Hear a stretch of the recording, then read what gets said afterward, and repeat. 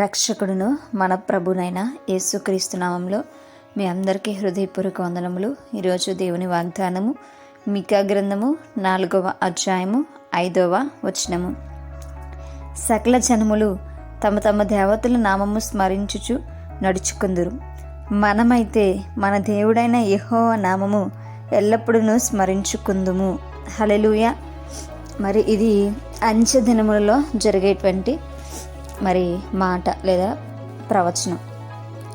మనము అంచె దినములలో ఉన్నాం కదండి. మరి ఇది ఎప్పటి నుంచో చెప్తున్నటువంటి మాటే. అంచె దినములలో మనం ఉన్నామనేది ఇది ఖచ్చితంగా అంచె దినములు, రాబోయేటువంటి రోజులు బహు భయంకరమైనటువంటి రోజులు.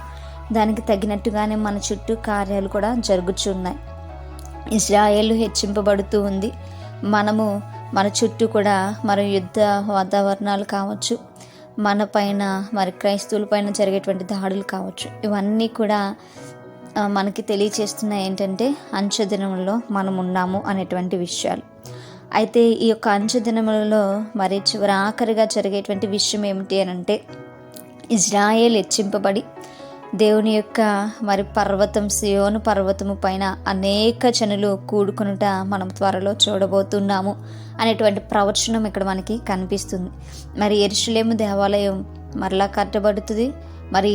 ఇజ్రాయేల్ జనాంగం ఎక్కడున్నా సరే మరలా యెరూషలేము చేరుకుంటారు. ప్రపంచం అంతటి కంటే యెరూషలేము, ఇజ్రాయేల్ హెచ్చింపబడట ప్రతి ఒక్కరం కూడా చూస్తాం. అయితే చివరాఖరిగా జరిగేది ఏదంటే అనేక మంది ఇంకనూ అన్యజనులుగానే ఉంటారు. వారికి ఇష్టం వచ్చినటువంటి పని వారికి చేసుకుంటూ ఉంటారు. మనమైతే, ఇది చాలా ప్రాముఖ్యమైనటువంటి విషయం, మనమైతే దేవుడి నామాన్ని స్మరించుకునేటువంటి వారముగా ఉండాలి. మనం ఏర్పరచబడినటువంటి వారము గనుక మనము తప్పిపోకుండా, తొలగిపోకుండా రాబోయేటువంటి శ్రమలను ఎదుర్కొంటూ మనము నిరంతరం మన దేవుని యొక్క నామాన్ని మనము స్మరించుకునేటువంటి బిడ్డలుగా మనం ఉండాలి. ఎందుకు అని అంటే, మనల్ని తప్పించేటువంటి రోజులు, మనం పడిపోయేటువంటి రోజులు, మనల్ని హింసించేటువంటి రోజుల్లో మనం ఉన్నాము కనుక మనము దానిని పక్కన పెట్టి మనము దేవుని నామాన్ని ఎల్లప్పుడూ స్మరించుకోవాలి.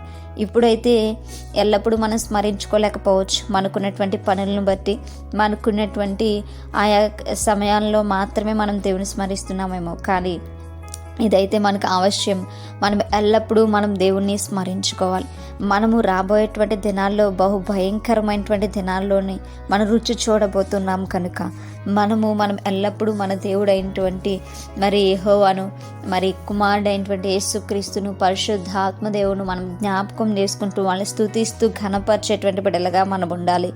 మనము గనుక దేవుణ్ణి విడిచిపెట్టాము అనంటే, మనము గనుక లోకానికి భయపడ్డాము అనంటే మనము చూడబోయేది బహు భయంకరమైనటువంటి తీర్పు. కనుక మనము దేవుణ్ణి ఎదుర్కోవాలి అనంటే, మనము దేవుని యొక్క రాజ్యంలో వారసులుగా నిలబడాలి అనంటే మనము దేవుణ్ణి ఎల్లప్పుడూ స్మరించుకోవాలి.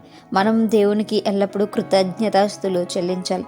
ఎవరు ఏమనుకున్నా సరే, ఒకవేళ మన కుటుంబంలోనే మనకు వ్యతిరేకత వచ్చినా సరే, ఒకవేళ మన కుటుంబమే జరుగుతున్నటువంటి పరిస్థితులను బట్టి దేవుణ్ణి విడిచిపెట్టినా సరే, మనము మన దేవుణ్ణి విడిచిపెట్టడానికి వీలు లేదు.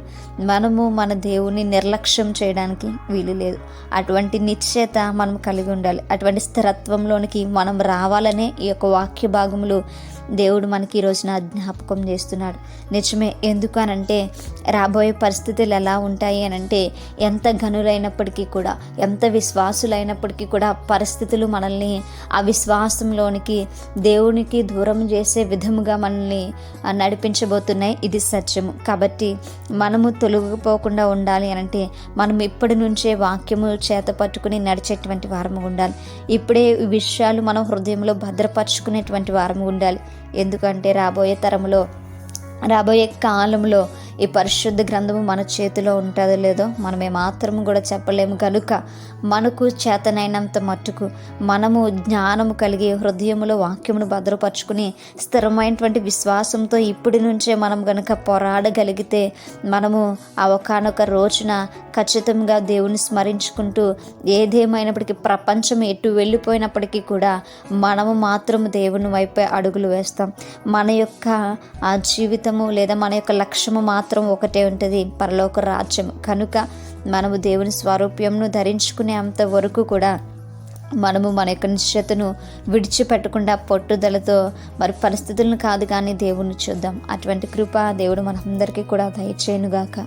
మేము ప్రార్థించుకుందాం. పరిశుద్ధుడా, మహాగణుడా, మీకు వందనాలు ప్రభా. ఏదేమైనప్పటికీ ఎవరు ఎలా పోయినప్పటికీ ప్రభా, మేము మీ పైన ఆధారపడేటువంటి బిడలుగా ప్రభా, నీవిచ్చిన దానిని గట్టిగా పట్టుకునేటువంటి బిడలుగా ప్రభా, నీలో ఎదిగేటువంటి బిడలుగా నిన్ను ఘనపరిచే వారం గుండుటకు నాయన సహాయం దయచేయమని. నీ సహాయం లేకపోతే మేము అట్టు రీతిగా ఉండలేము గనుక ప్రభా, రాబోయే దినములు బహు భయంకరమైనవి గనుక ప్రభా, నీవే మమ్మల్ని నడిపించమని, మా కాపరుగా నీవు ఉండగా మేము భయపడకుండా ముందుకు వెళ్ళుటకునే సహాయం దయచేయమని, మా ప్రార్థన ఆలకించి అంగీకరించమని, ప్రార్థన దయచేసి మీ పాదశాన్ని చేర్చుకోమని యేసయ్య పరిశుద్ధ నామములో అతి మిక్కిలి వినయముగా బ్రతిమలాడి వేడుకుని పొందించిన మా ప్రియ పరలోకపు మా కన్న తండ్రి.